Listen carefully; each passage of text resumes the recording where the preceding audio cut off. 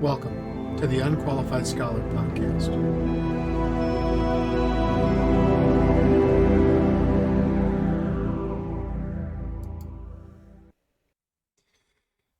All right, hey there. Whenever and wherever this finds you, I hope you're doing well. This is the In Case You Missed It edition of the Unqualified Scholar. Last night at the church, we had couples come out to talk about marriage and to talk about their marriage relationship. And one of the things we observed is that communication is really at the foreground of a lot of things that we have to deal with in our marriage relationship.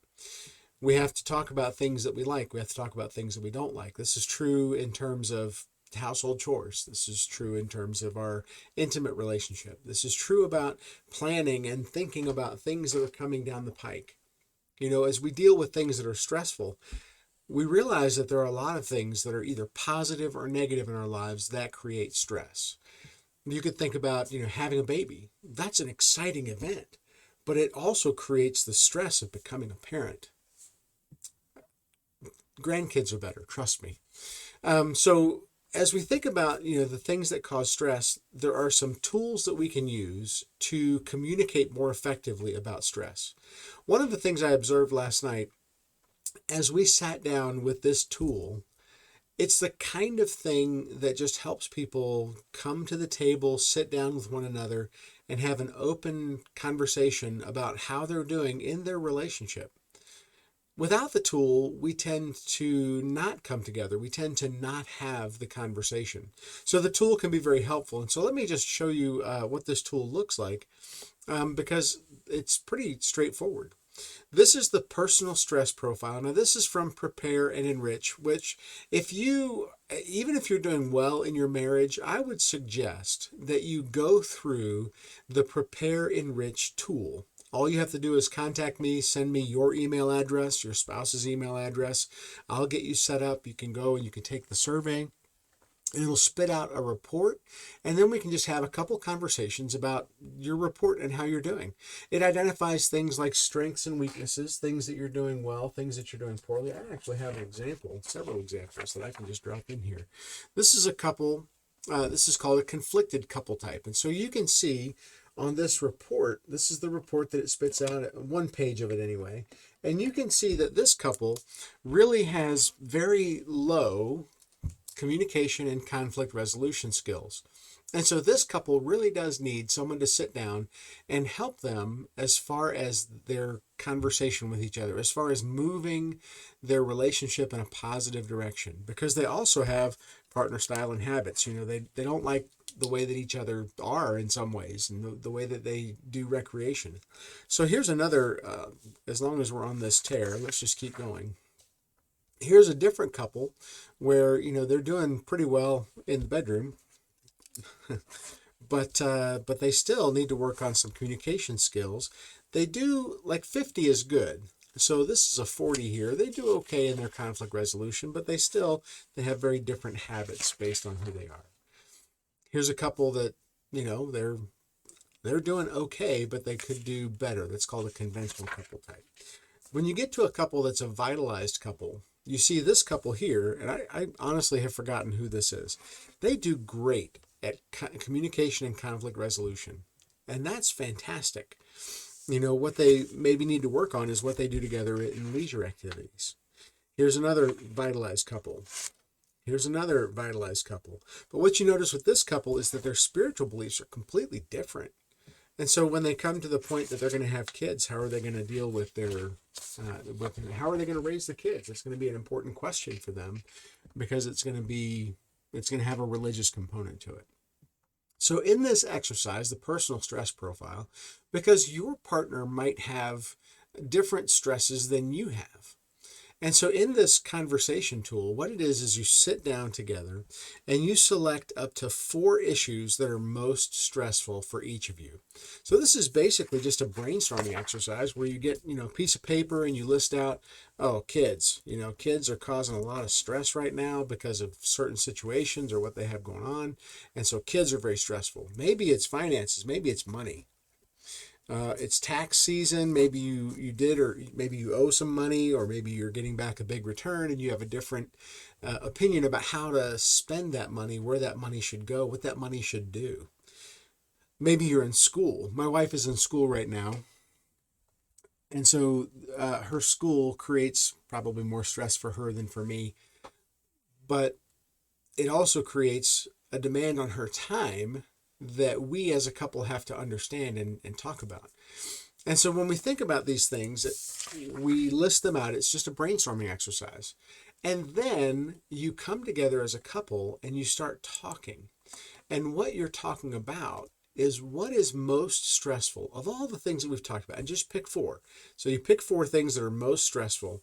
And the first thing that you look for what can you change?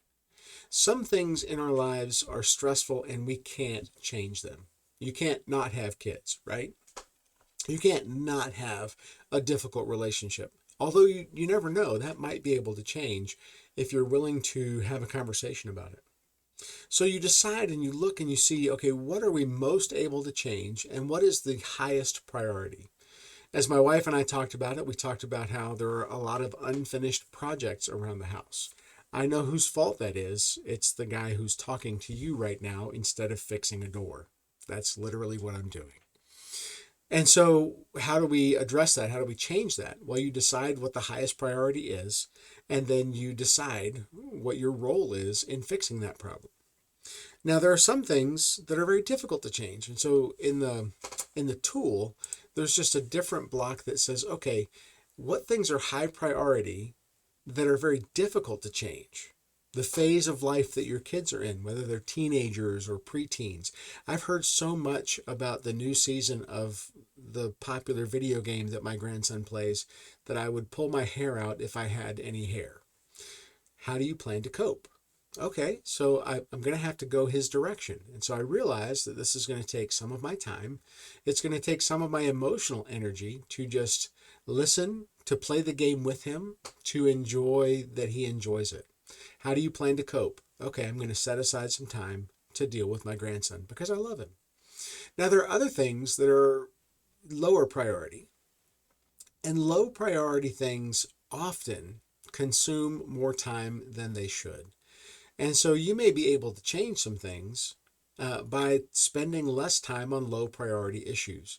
One of the things that my wife in this series, my wife has come to me and said, I wish we would spend more time in the evening after supper getting the kitchen taken care of, so that every night when we go to bed, the kitchen is nice and clean. Now, some of you maybe already do this. This is an us thing, not a you thing. And she said, I wish we did that more. It's like, okay, go ahead. That would start an argument, wouldn't it? No, the way that you do this is you say, okay, I'm going to take my part. And for my part, I'm going to say, hey, let's go get the kitchen straight before we get into our evening routines. Maybe even include the kids. All right, kids, come on. It's time to get the kitchen straight. And so the way that we spend time on low priority issues is all of the things that distract from getting the kitchen straight. What are some things in your life that are low priority issues that you spend too much time on? I know, Facebook, social media, all those kind of things. We can all spend less time on those things, and that would be good for us. And then box 4, least critical issues. So there are 4 different areas that we want to talk about.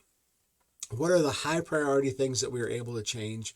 What are the high priority things that are difficult to change that we may have to learn how to cope with? What are the low priority things that are stealing our time?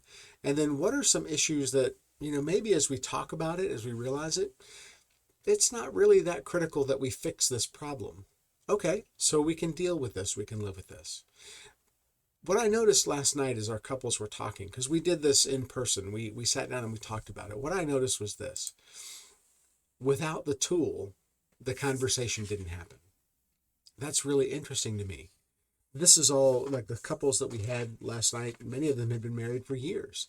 And yet without the tool, the conversation wasn't going to happen. Wow. That's building a case for we as a culture having opportunities and creating opportunities in our lives for our marriages to have those conversations. Whether it's saying, okay, Pastor Todd, I'm going to come sit down with you. I want to talk to you and your wife and me and my wife or my spouse, and we want to talk about our relationship. Okay, great. Let's do it. Let's bring out some of these tools. What I love about marriage counseling and pre-marriage counseling is it sharpens my ability to have a good relationship with my wife because we talk about the things that we need to talk about. Okay, so that's the personal stress profile. You sit down and you have a conversation about things that are bothering you, things that are creating stress, either positive or negative in your life, and you will find that your partner's stress is different than yours, sometimes surprisingly so. And so as you have that conversation, what you realize is that there are things you have to do or change to take care of your partner's stress. And there are other things that you may have thought were huge stressors that you were actively working on that you don't need to worry about. And so let's talk a little bit about conflict resolution. Inevitably, you will have conflict with other people. That seems to be the way that the world runs. There is no conflict-free lifestyle that I've been able to discern, unless it's to be a hermit, to live in the basement, and to read books. That does sound like a nice life, doesn't it? So one of the things that we understand as we look at conflict resolution, there are 10 steps. And we'll just go through these 10 steps and try to think about them. Set a time and place for discussion. You don't want to do a drive-by on your partner where you catch them out of the blue. At least give them some time to warm up and prepare and say, hey, I'd like to have a conversation about our relationship.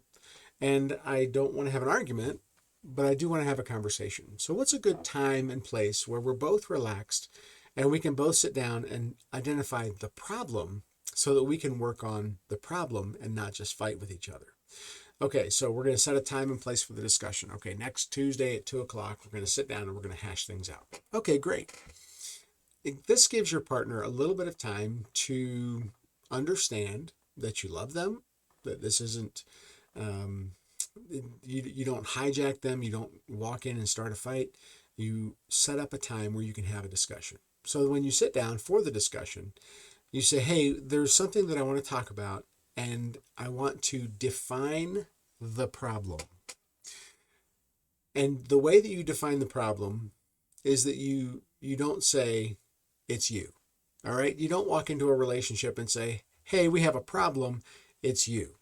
It might be something that your partner is doing or not doing that you need to address and be clear about.